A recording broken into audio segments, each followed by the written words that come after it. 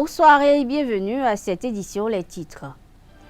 Après les départements du littoral et de l'Atlantique, c'est le Plateau qui a reçu le candidat Patrice Talon au poste de président du duo Talon-Talata ce vendredi 2 avril 2021. Plus de précisions dans cette édition. Dans le cadre de la campagne à la présidentielle du 11 avril prochain, la présidente de l'UDBN, Claudine Afiavi-Prudencio, était aux côtés du candidat Patrice Talon reçu par les militants et militantes de Ouida. C'était au stade municipal de la ville historique. Le ZAE sera fortement représenté par 4 étudiantes au concours de beauté en milieu estudiantin dénommé Miss Estudiantine Bénin, édition 2021, samedi prochain.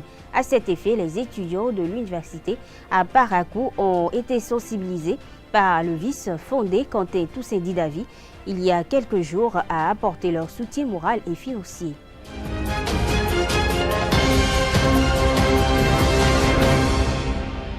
Bonsoir à toutes et à tous. Le candidat au poste de président du duo Talon-Talata s'est rendu dans le département du Plateau ce vendredi 2 avril 2021. C'est en effet le 8e jour de la campagne à l'élection présidentielle du 11 avril prochain. À l'image des autres départements, les petits plats ont été mis dans les grands dans le cadre de la mobilisation. Occasion pour les populations de remercier le chantre du nouveau départ pour ses réalisations au profit de leur département et présenter leurs doléances.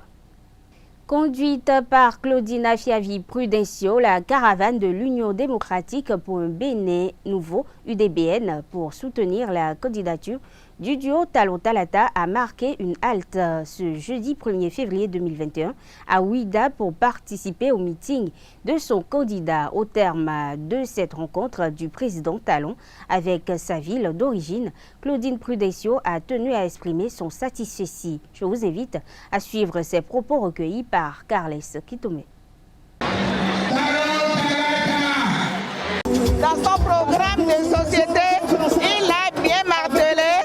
Il a dit le développement, ça y est. Il a amorcé le développement dans notre pays. Et il va continuer. Donc la dynamique doit continuer. Voilà.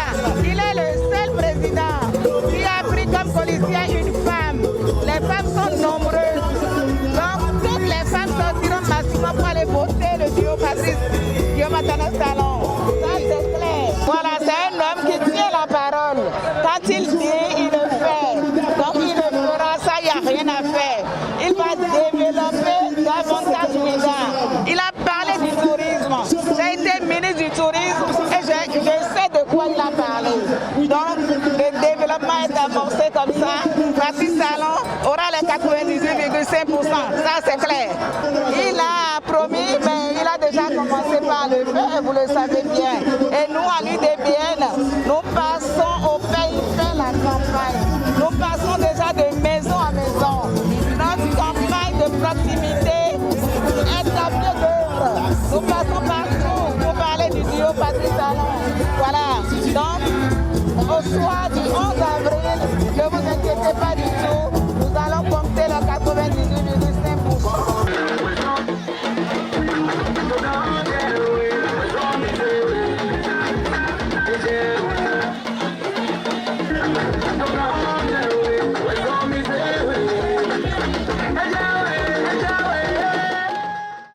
Claudine Afiavi-Prudencio et l'UDBN sont pleinement engagés pour la victoire du président Talon le 11 avril prochain. C'est la raison pour laquelle sa caravane parcourt l'ensemble du territoire national pour galvaniser les troupes. Les départements de l'Ouémé et du Plateau ont reçu la délégation conduite par la directrice de campagne, le professeur Fanny Ronkbonou, dans la Liesse le 31 mars dernier. Le récit avec Carles Kitome. Pays devient d'être jamais. Mito devient à fort. Président Mito, Talon, Polo, Nebode Gopo, Talata. Mito devient à fort. 11 avril, excusez-moi, 11 avril. Ouais, Minaï, déjà à 7h50, il y a un bureau de vote là. Bon, mais pour là, Bon, il est 17h, il a au bloqué 98%. Ainsi a démarré la caravane de l'UDBN à Sémé-Podji ce 31 mars au profit du chaos du président Patrice Talon. La directrice de campagne de la présidente Claudine Afiavi Prudentieux a eu simplement à rappeler quelques points à l'attention de l'assistance déjà acquise à la cause du chef de l'État.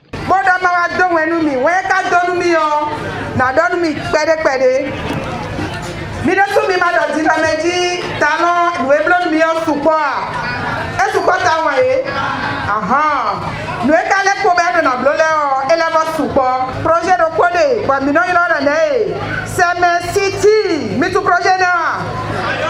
Ah projet d'accord ouais. Bon mi so ya zo we gadion, na na blogbe projet na wa yi. Ba projet na zo pe d'accord là. Oh we go projet de code ba na blog pour d'accord ko nu mi. Don't toteti en pleno. En eau profonde. Nos projets là on va te me fialo azonade aye. Azade alo kwenawa mawe akwekawa alo vivonade. Porto Novo est déjà engagé et n'attend que le 11 avril. Oh, wani mi kaso do na gbelo. Wani lo mo na gble. Bo poni no mi ton nu dagbe na ton seme. Nous dagbe na to seme parce que nous susu pobo nous dagbe voto nous ko bo bi jona basi. To ne me dagbe do po de na ton we na mi we no. Gbegbe azale na pe bo mi na devo. Mi na te ko bo na nyedo. Mi awe le diwe mi no ze. O tampo mi ton zindo.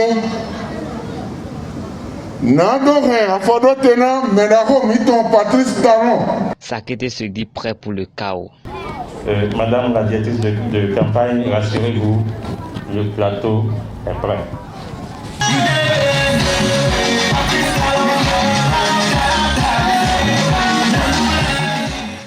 Des individus en bande organisée perturbent par endroits le déroulement normal de la campagne électorale, détruisant les affiches des candidats s'attaquant à leur siège et usant de provocations vis-à-vis des équipes lors de leurs activités. Informé des faits, le ministre de l'Intérieur et de la Sécurité publique, Saka Lafia, rappelle que ces actes constituent des infractions aux lois de la République et ne sauraient rester impunis. En tout état de cause, des dispositions légales sont prises pour identifier leurs auteurs et les mettre à la disposition de la justice. Par la même occasion, l'autorité ministérielle invite les populations au calme et à la sérénité pour un bon déroulement du processus électoral.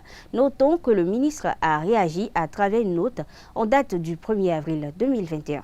Selon une rumeur publiée sur plusieurs pages Facebook et WhatsApp, des militaires ont été envoyés pour arrêter le roi à Derakpo de Sako, un village de Banté. La population du village s'est levée pour empêcher cela. Contrairement à cette rumeur qui fait le tour des réseaux sociaux depuis la matinée de ce vendredi 2 avril, les militaires aperçus autour de la maison du roi à Derakpo de Sako à Banté n'étaient pas en mission pour arrêter le dignitaire. Selon les vérifications de Banto, le roi devrait recevoir le chef du détachement pour des échanges de sensibilisation.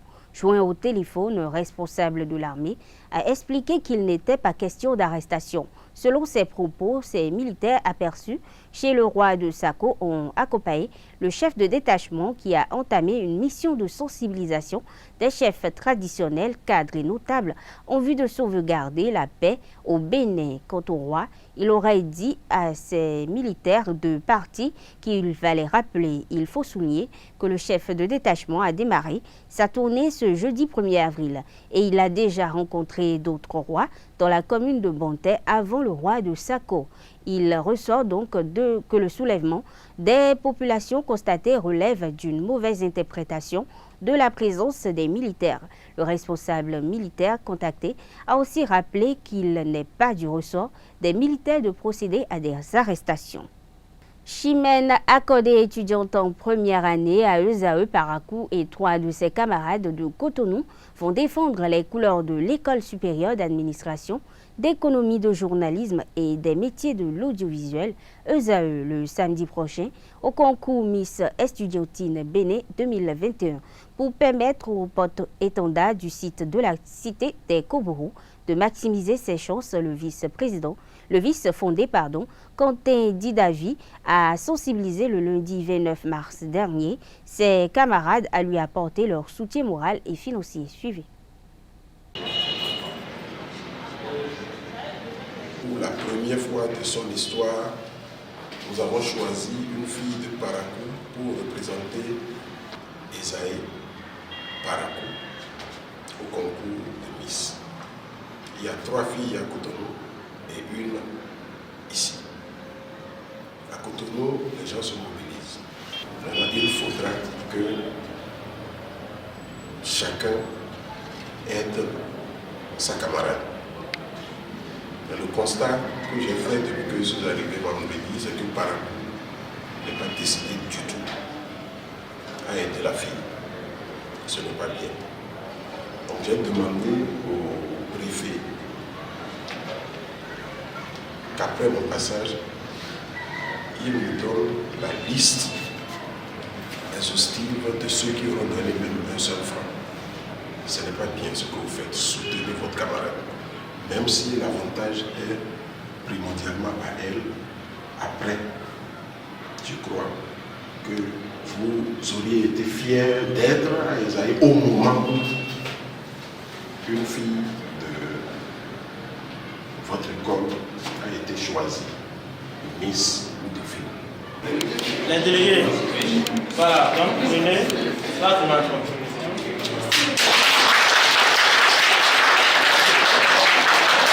il veut emboîter le pas au professeur à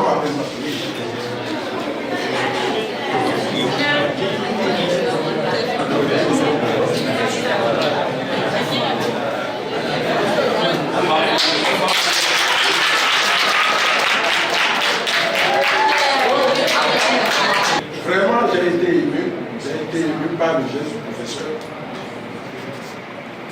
Et je n'ai qu'une prière à lui faire. Il n'a pas pensé ou prévu faire ce geste ce matin, puisque l'argent était dans son portefeuille. Ma présence l'a obligé à vraiment faire de bons gestes. Je crois que Dieu saura le lui rendre. Et c'est des multiples de ce billet qu'il aura. Il n'aura pas sorti cet argent pour rien. Et c'est de même pour l'étudiant qui a fait ce geste. Et c'est la même chose que je souhaiterais que vous fassiez. Vous ne perdrez pas ça. La ministre Éléonore Yaïla Descamps a rencontré dans la matinée du mardi 23 mars dernier l'équipe du rectorat de l'Université d'Abomey-Calavi, des décanats ainsi que le corps professoral. Les conditions de travail, la qualité de la formation, la vie professionnelle sont entre autres les questions abordées au cours de cette séance d'échange. Les ressources humaines de qualité, c'est ce que nous sommes. C'est ce que nous sommes, puisque nous avons bénéficié des formations pointues. Nous avons voyagé, nous sommes allés à l'extérieur et nous avons vu ce qui se passe ailleurs. Nous sommes revenus et nous avons fait ce que nous pouvons pour améliorer les conditions de travail. Et par rapport à cela, c'est tout à fait bon que nous puissions échanger les bonnes pratiques. Et que nous puissions à l'occasion également voir qu'est-ce qui reste à faire. Parce qu'on ne dira jamais que rien n'est fait. Il y a absolument des choses qui se font un peu partout. Mais est-ce que toutes ces actions sont inefficaces? C'est le moment de partager ces informations avec vous. Et donc, récemment, compte tenu des préoccupations des uns et des autres, compte tenu des informations que nous avons dans nos différentes rencontres, il était nécessaire de prendre cette décision de reclassement des collègues, puisque pendant 2 ans, nous avons entendu beaucoup de choses. Nous avons entendu des choses qui nous amènent à déduire qu'à divers niveaux, nous ne nous sommes pas bien compris. Aussi bien les collègues dans leurs différentes représentations que l'administration rectorale, que l'administration ministérielle. Il y a des éléments, des détails qui sans doute ont fait défaut. Et cela s'est traduit par un certain nombre de frustrations qui se sont accumulées. Il était donc nécessaire que le gouvernement puisse prendre cette responsabilité pour rassurer les ressources humaines que nous sommes et nous renvoyer de nouveau à notre mission. Et je sais qu'à l'occasion de cette note, il y a eu encore de nouvelles préoccupations. On ne peut jamais donner de solution à tout en même temps. C'est toujours dans cette programmation que nous allons devoir trouver des solutions ensemble. La recherche de solutions est collective. Mesdames et messieurs, nous sommes à la fin de cette édition. Merci de l'avoir suivi. Agréable week-end à toutes et à tous.